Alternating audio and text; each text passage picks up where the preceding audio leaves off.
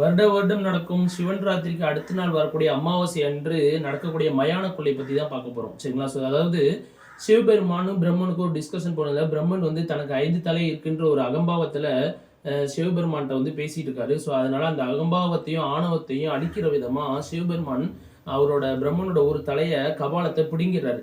அந்த பிடுங்கிறது அவரோட கையில ஒட்டிக்கிட்டு சிவபெருமானுக்கு பிரம்மத்தி தோஷம் வந்துடுது. சரிங்களா?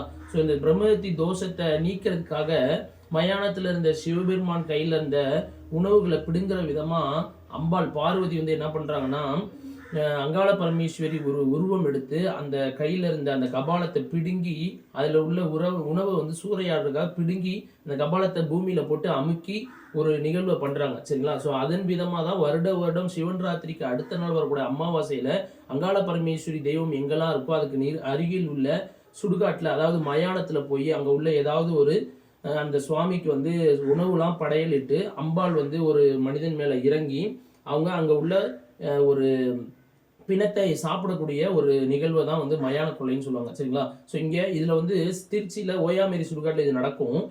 ஸோ முடிஞ்சவங்க இதுல போய் கலந்துக்கோங்க. நன்றி.